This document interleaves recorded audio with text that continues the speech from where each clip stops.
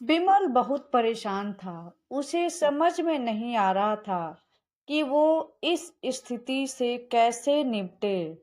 वो अपनी माँ को बहुत चाहता था, किंतु उसकी पत्नी और बच्चे उसकी माँ से बहुत दूर भागते थे, क्योंकि उसकी माँ की एक आंख नहीं थी, साथ ही उसकी कमर भी 90 अंश पर झुकी थी। वैसे वह अपना काम सब खुद कर लेती हैं, किंतु फिर भी वो उसकी पत्नी और बच्चों को हमेशा खटकती हैं। दादी, आप ऊपर के कमरे में जाओ, मेरे दोस्त आ रहे हैं, विमल के बेटे अखिल ने बड़ी बेरुखी से कहा। पर बेटा, मैं तो यहाँ बहुत दूर बैठी हूँ, विमल की माँ ने बहुत प्यार से कहा। नहीं, आप उनके सामने मत रहो, वो मुझे चिढ़ाते हैं, अखिल ने जोर से डांटते हुए कहा। क्या हुआ अखिल, क्यों चिल्ला रहे हो? विमल की पत्नी कामिनी ने किचन से ही आवाज लगाई। देखो ना माँ, ये दादी यहीं ड्राइंग रूम में बैठी हैं और मेरे दोस्त आ रहे हैं। अखिल ने शिकायत भरे लहजे से में कहा। माँ जी, आप ऊपर चले जाओ, क्यों हम लोगों को लजवाती हो? कामनी ने बेटे का पक्ष लेते हुए कहा। बेचारी सरस्वती चुपचाप उठकर जीने के सहारे ऊपर जाने लगी। कमर झुकी होने के कारण उन्हें ऊपर चढ़ने में बहुत परेशानी हो रही थी, किंतु वो पूरी ताकत से ऊपर के एक अकेले कोने वाले कमरे में जाकर बैठ गई। बिमल बाजू के कमरे से सब सुन रहा था। उसे कष्ट हो रहा था कि उसकी माँ को अपमानित होना पड़ रहा है, किंतु वह असहाय था। अगर वो कुछ कहता है तो पत्नी और बच्चे उसका विरोध करने लगते हैं। दूसरे, उनके तर्क भी सही लगते हैं, क्योंकि वो एक प्रशासनिक अधिकारी था। उसका सामाजिक स्तर बहुत ऊंचा था। उसकी ससुराल भी एक उच्च घराने में थी। अतः वह चुपचाप इस तरह हर दिन अपनी माँ को अपमानित होते देखता रहता। रात को बिमल की पत्नी ने कहा, देखो जी, अब कुछ करो। कल कलेक्टर साहब की पत्नी आई थी। माँ जी अपनी देसी धुन धारा में उनसे मिली। मुझे बहुत शर्म आ रही थी, बताते हुए कि ये मेरी सास है। मैंने कह दिया कि दूर की रिश्तेदार हैं, इलाज कराने आई हैं। बिमल को रोना आ गया, किंतु फिर भी वह चुप रहा। उसे समझ में नहीं आ रहा था कि वो क्या करे।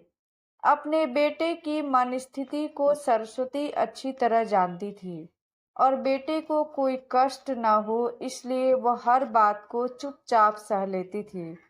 बिमल बहुत उदास रहने लगा। एक तरफ परिवार और सामाजिक स्तर पर जीने की प्रतिबद्धता थी, तो दूसरी ओर माँ। आखिर माँ से अपने बेटे की यह हालत देखी नहीं गई।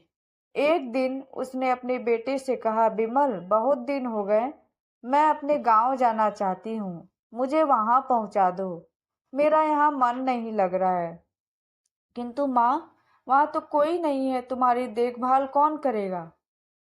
विमल ने आश्चर्य से पूछा। अरे, सब गांव वाले तो हैं, और वो तुम्हारे मामा जी तो उसी गांव में रहते हैं। फिर हम सारी व्यवस्था कर आएंगे ना। कामनी को तो जैसे मन की मुराद मिल गई हो। हाँ बेटा, बहुत सही कह रही हो, सरस्वती ने लंबी सांस लेते हुए कहा। विमल जानता था गांव में माँ की देखभाल करने वाला कोई नहीं है, लेकिन अपनी पत्नी की जिद के कारण वह अपनी माँ को गांव छोड़ने को विवश हो गया। माँ को गांव छोड़कर आते वक्त उसे रोना आ रहा था। अपनी बेबसी पर गुस्सा भी आ रहा था, किंतु परिवार, पत्नी और समाज ने उसके इन मनोभाव को दबा दिया और वो सुकून सा महसूस करने लगा। कुछ ही दिनों बाद उसके चाचा, जो अमेरिका में रहते थे, आने वाले थे। जब विमल बहुत छोटा था तो उसके पिता जीवित थे, तब वो भारत आए थे और उसके बाद वो अब भारत आने वाले थे। पूरा परिवार, आस पड़ोस बहुत उत्साहित था। अमेरिका से बिमल के चाचा आ रहे थे। डॉक्टर रमेश ने जैसे ही घर में कदम रखा, सबने मिलकर बहुत उत्साह से उनका स्वागत किया। क्यों बिमल, भाभी नहीं दिख रही हैं, कहाँ हैं? डॉक्टर रमेश ने उत्साहपूर्वक पूछा। जी वो गांव में रहती हैं, यहाँ उनका मन नहीं लगा, कामिनी ने सपाट लहजे में उत्तर दिया। डॉक्टर रमेश ने बिमल की ओर देखा तो बिमल ने अपनी आंखें झुका ली। डॉक्टर रमेश सब समझ गए, बोले कल हम भाभी से मिलने गांव चलेंगे सब लोग। दूसरे दिन सभी लोग गांव के घर में पहुंचे। देखा कि सरस्वती को बहुत तेज बुखार है और वो पलंग पर असहाय पड़ी है। डॉक्टर रमेश दौड़कर सरस्वती के पास गए, उनके पैर छूकर रोने लगे। सरस्वती की ये हालत उनकी कल्पना से परे थी। वाह बेटा बिमल, तूने तो नाम उजागर कर दिया। अपनी माँ की ये हालत देखकर तुझे शर्म भी नहीं आ रही होगी। डॉक्टर रमेश ने बिमल को लगभग डांटते हुए कहा, नहीं देवर जी, बिमल का कोई दोष नहीं है, मैं खुद ही गांव आई थी। सरस्वती ने अपने बेटे का बचाव किया। मुझे सब पता चल गया भाभी, आप चुप रहो। क्यों बहू, तुम्हें अपनी सास की क्रूरता पसंद नहीं? समाज में तुम्हें नीचा दिखना पड़ता है, नहीं ना? डॉक्टर रमेश ने कामनी की ओर व्यंग से देखा। कामनी निरुत्तर होकर बिमल को देखने लगी। आज तुम जिस सामाजिक स्तर पर हो वो इन्हीं के संघर्षों की देन है। और बेटा बिमल, तुम्हें शायद मालूम न हो कि बचपन में जब तुम 1 साल के थे तब छत से नीचे गिरने के कारण तुम्हारी एक आंख फूट गई थी और तुम्हारी रीढ़ की हड्डी में भी समस्या थी। तब तुम्हारी इस कुरूप माँ ने अपनी एक आंख और अपना बोन मेरे तुम्हें देकर इतना सुंदर स्वरूप दिया था। कामनी बेटा, इतने सालों तक संघर्ष करके बेटे को प्रशासनिक अधिकारी बनाने वाली इस संघर्षशील औरत की तुम लोगों ने यह दशा कर दी। तुम्हें ईश्वर कभी माफ नहीं करेगा। डॉक्टर रमेश की आंखों में अश्रु जलधारा बह रही थी। अब भाभी आप मेरे साथ अमेरिका जाएंगी, यहाँ इन स्वार्थी लोगों के बीच नहीं रहेंगी। डॉक्टर रमेश ने सरस्वती से कहा। बिमल को तो काटो तो खून नहीं था।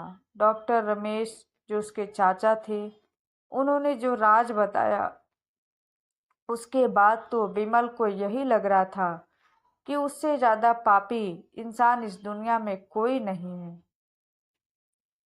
वह दौड़ता हुआ गया, माँ सरस्वती के कदमों में लिपट गया। माँ, मेरा अपराध अक्षम्य है, मैं जानबूझकर चुप्पी साधे रहा, आपका अपमान करवाता रहा।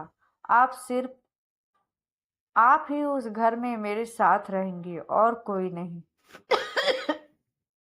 विमल ने आग्नेय दृष्टि से अपनी पत्नी और बच्चों को देखा। कामनी को भी बहुत पश्चाताप हो रहा था, किंतु उसकी हिम्मत नहीं हो रही थी कि वो सरस्वती से आंख मिलाए। सरस्वती ने कामनी की मनोस्थिति को समझकर उसको पुचकारते हुए अपने पास बुलाया और बिमल को डांटते हुए कहा, खबरदार, जो मेरी बहू को मुझसे अलग करने की कोशिश की तो तुझे ही घर से बाहर निकाल दूंगी। कामनी और बच्चों ने सरस्वती के पैर पड़ते हुए अपने व्यवहार पर माफी मांगी और माँ के हृदय ने सबको माफ कर दिया।